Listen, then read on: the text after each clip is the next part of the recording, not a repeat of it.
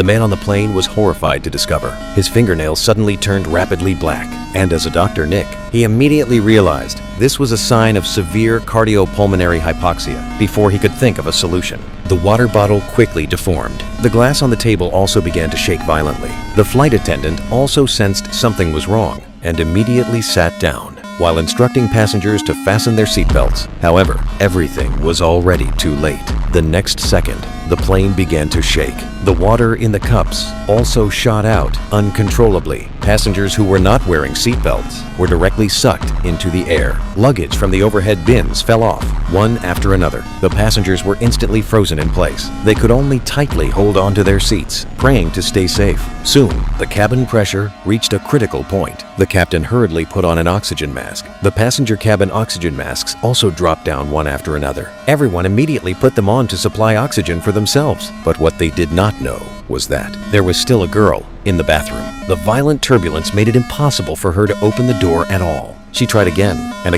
and finally managed to open the door, but she passed out due to hypoxia. Soon, the cabin pressure actually returned to normal, and the plane stabilized again. In order to calm the passengers' emotions, the captain immediately explained the cause over the intercom.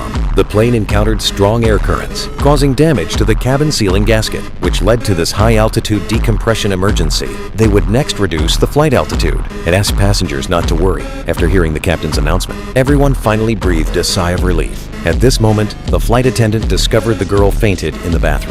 She quickly put an oxygen mask on her. Fortunately, the period of unconsciousness was not long. After inhaling oxygen, she successfully woke up. They thought this disaster had already ended. However, strange events began from this moment. The man suddenly began breathing rapidly for no reason. The flight attendant quickly used the intercom to ask for medical personnel on board. Then she took the first aid kit and rushed to the man's side. But the situation was more urgent than expected. The man suddenly put his hand into his mouth, and the next second he coughed up a mouthful of black blood. As a doctor, Jack stepped forward to help. Nick also rushed over upon hearing the news. Before the two could determine the cause, the man suddenly began convulsing violently, and after a short while suddenly became quiet.